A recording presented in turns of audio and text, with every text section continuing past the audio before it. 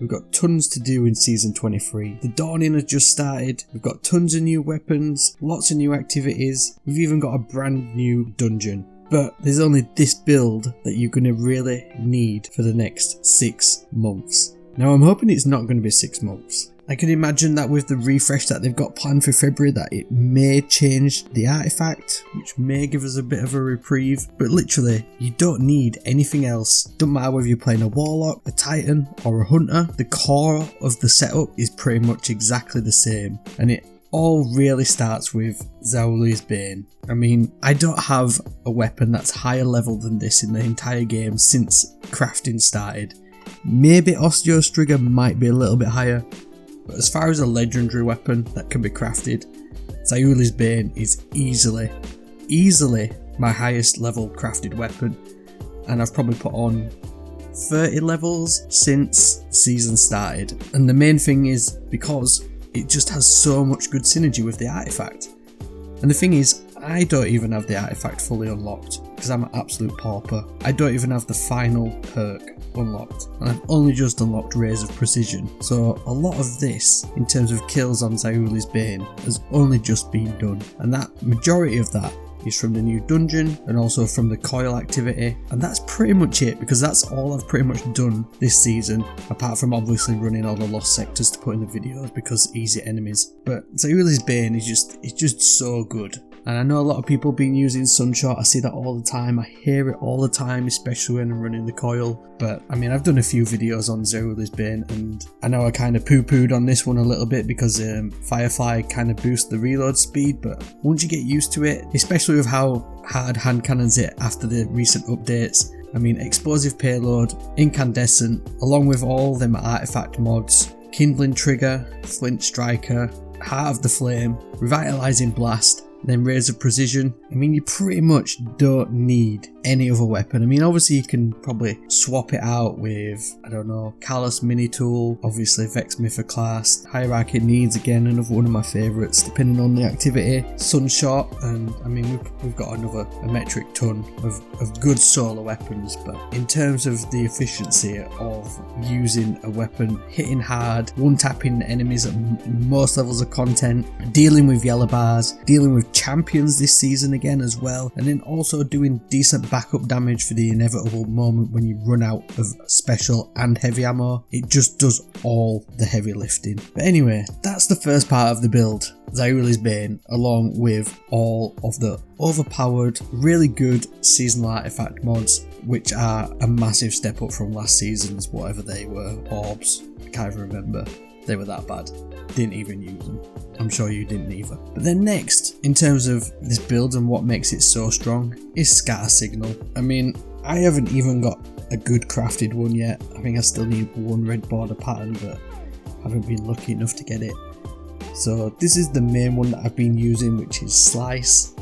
And I mainly use that just to help with a bit of survivability, especially in some of the end of the coil activity, and especially in the new dungeon. Just pop a Phoenix Dive or dodge or a barricade on Titan and boop them, and you've got 10 seconds of that enemy doing 40% less damage to not just you but to your fire team. In terms of utility, I think that's really good. Obviously the best god roll that people have been using is the one that's got Envious Assassin and Controlled Burst, which is going to do a lot of damage. It is really good, and if you do have that one, obviously keep it. I mean, I may craft one that has Slice and Controlled Burst, because I think the utility of Slice and then paired with the damage output from Controlled Burst, even without the overflowed magazine, you're still going to look at getting 8 rounds in a magazine, especially if you've got ionized battery, and it just makes everything really, really easy again. It is quite literally the best fusion rifle in the game, and there is no other reason to run any other weapon there at the minute, unless you're going to run something with chill clip, fusion rifle wise, and that mainly is down to, again, the artifact with Torch, where you'll deal increased weapon damage to combatants affected by strand and stasis debuffs. Obviously Slice, that is a strand debuff, and then you've got Chill Clip, which applies slow, which is a stasis debuff, and it's not a lot, I think it's 10%, but even then you're still doing a hell of a lot more damage with a fusion rifle over, say, a sniper rifle or even any other type of legendary special ammo weapon in that kinetic slot. Unless you're running something special like Witherhoard or maybe Izanagi's Burden or Conditional Finality even, there's really no other reason to not run either a Stasis or in particular the Scatter Signal Strand Fusion Rifle. Whichever perks you decide, but Slice is definitely the way to go, especially if you wanted to lean in on the artifact.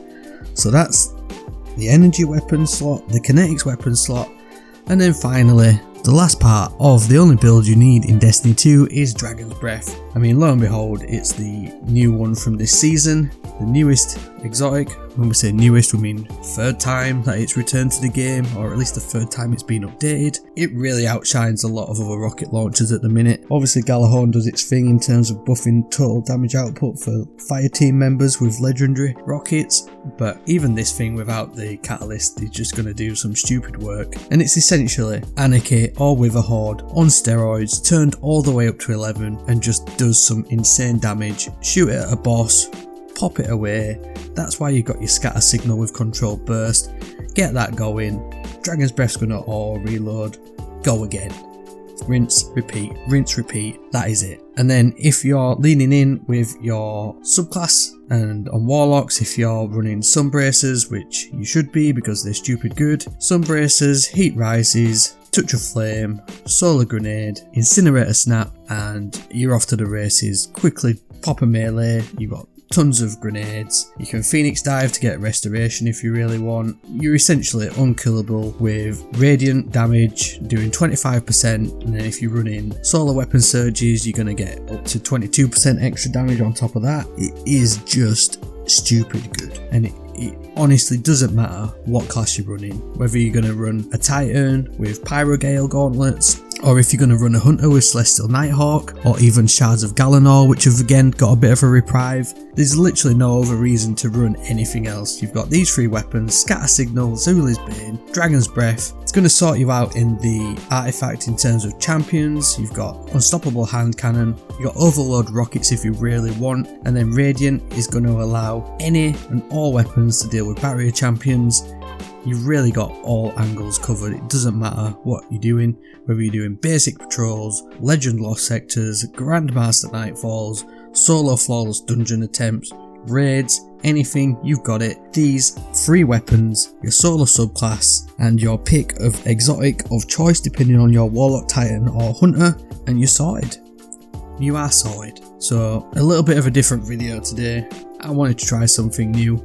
Hopefully you've enjoyed it. If you've enjoyed this little bit of a rant and you want me to do some more rant videos this style in terms of builds, let me know down below in the comments, and thank you very much.